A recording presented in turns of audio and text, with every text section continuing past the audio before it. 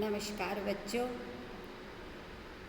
आज second year की class में आप सभी बच्चों का हार्दिक स्वागत है। मैं डॉक्टर मीनाक्षी बोरा, सेठ रंगलाल कोठारी कॉलेज में व्याख्याता हूँ। मैं तुम्हें आज सेकंड ईयर का सेकंड पेपर पढ़ाऊँगी। फर्स्ट टॉपिक है आपका भारतीय राष्ट्रीय आंदोलन। भारतीय राष्ट्रीय आंदोलन को हम 3 भागों में विभाजित कर सकते हैं। पहला है 1885 से 1905 तक उदारवादी आंदोलन। दूसरा है 1905 से 1919 तक उग्रवादी आंदोलन। और तीसरा है इसके अंदर 1919 से 1947 तक गांधी युग के नाम से जाना जाता है। आज अपन पढ़ेंगे उदारवादी आंदोलन।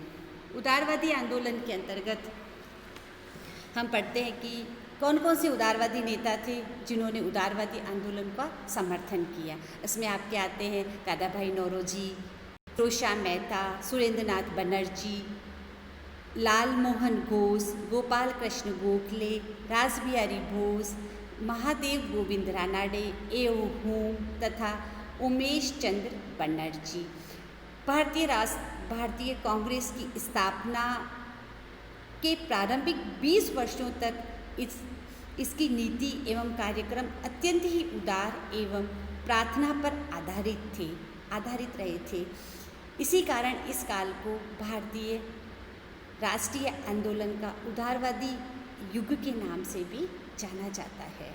उदारवादी नेताओं के अंदर जो समृद्ध उदारवादी नेता जो थे वो काफ़ी समृद्ध मध्यम वर्गीय बुद्धिजीवियों का वर्ग था, जिसमें वकील, पत्रकार, डॉक्टर, इंजीनियर, संपादक एवं जमींदार सम्मिलित थे। इन उदारवादियों का संबंध बम्बई, कलकत्ता एवं मद्रास प्रेसिडेंसी से था। आम व्यक्ति एवं कृषक वर्ग इससे बाहर थे। इनकी प्रमुख विचारधारा एवं कार्य पद्धति क्या थी, जिसमें अपन पढ़ेंगे। फर्स्ट था ब्रिटिश सरकार के प्रति राजभक्ति। ये उदारवादी नेता थे जो ब्रिटिश सरकार के प्रति पूरी गहरी राजभक्ति रखते थे और वो सोचते थे कि इन्हीं के ब्रिटिश सरकार के सानिध्य में ही हम आगे कुछ कर पाएंगे। और अपन देखते हैं कि निस्संदेह इनमें कोई संदेह नहीं है कि प्रारंभिक वर्षों में कांग्रेस का संचालन करने वाले उदारवादी उच्च कोटि के देशभक्त थे, लेकिन वे अपनी देशभक्ति के बावजूद ब्रिटिश शासन के बड़े प्रशंसक थे। ब्रिटिश राज्य के उपकारों के प्रति उनके हृदय में कृतज्ञता का भाव था और वे ब्रिटिश साम्राज्य के प्रति राजभक्ति भी रखते थे।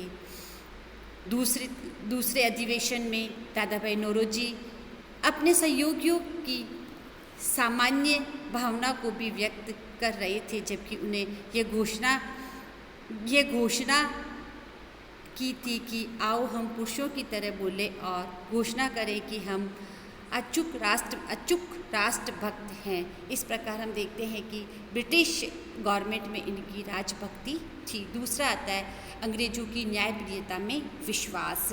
उदारवादी नेता अंग्रेजों की अटूट न्यायप्रियता में विश्वास रखते थे और राजभक्ति की भावना को जन्म दिया था। उदारवादी नेता इस बात पर विश्वास करते थे कि अंग्रेज स्वभाव से न्यायप्रिय होते हैं तथा यदि उन्हें भारतीय दृष्टिकोण का सही ज्ञान करा दिया गया तो वे ही इसे स्वीकार कर लेंगे। तीसरा आता आपके ब्रिटेन के साथ संबंध, भारत के हित में समझना। उदारवादी नेता भारतीयों के ब्रिटिश के साथ संबंध हित में समझते थे कि वो सोचते थे कि ब्रिटिश गवर्नमेंट उन पे उदार होगी और उनका भला करेगी। अधिकांश प्रारंभिक राष्ट्रीय नेता पश्चिमी शिक्षा के परिणाम थे और उनका विचार था कि ब्रिटिश शासन ने अंग्रेजी साहित्य, शिक्षा पद्धति, यातायात और संचार की व्यवस्था और स्थानीय स्वायत्त शासन के रूप में हमें एक प्रगतिशील सभ्यता प्रदान की है और ब्रिटिश शासन की आंतरिक अशांति और बाह्य आक्रमण से भारत की रक्षा करने में समर्थ है। तीसरा आता है आगे आता है आपका क्रमिक सुधार में विश्वास। उदारवादी नेता क्रमिक विश्वास में सुधार पर विश्वास करते थे। उदारवादी राजनीति में क्रमिक विकास की धारणा में विश्वास करते थे और इस तथ्य से परिचित थे कि एकदम ही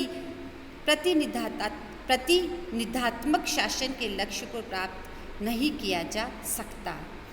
तत्कालीन समय में प्रशासन में आवश्यक सुधारों, विधायी परिषदों, सेवाओं, स्थानीय स्वायत्त संस्थाओं और रक्षा सेवाओं में सुधार से ही वे लोग संतुष्ट थे। नेक्स्ट है आपका उदारवाद का लक्ष्य राजनीतिक स्वशासन। उदारवादी नेता यद्यपि सुधार में विश्वास करते थे, लेकिन इन वैधानिक सुधारों का अंतिम लक्ष्य भारतीयों के लिए स्वशासन की प्राप्ति था। वे ब्रिटिश शासन के अंतर्गत स्वशासन की स्थापना चाहते थे। नेक्स्ट है आपका उदारवाद की कार्य पद्धति संवैधानिक साधनों में विश्वास। उदारवादी हिंसा और संघर्ष के विरोधी थे तथा वे संवैधानिक सुधारों में विश्वास करते थे। उनके द्वारा वैधानिक सुधार के अपने लक्ष्य को प्राप्त करने के लिए प्रार्थना पत्रों, स्मृति पत्रों तथा प्रतिनिधि मंडलों का मार्ग अपनाया था, जिसे उनके आलोचकों ने राजनीतिक भिक्षावृत्ति का नाम दिया था। इन उदारवादियों को क्रांति का आंदोलन की अपेक्षा निवेदन की पद्धति में अधिक विश्वास था। इस प्रकार से उदारवादियों ने अपने तरीकों से राष्ट्रीय कांग्रेस के अंदर अपना योगदान दिया। धन्यवाद।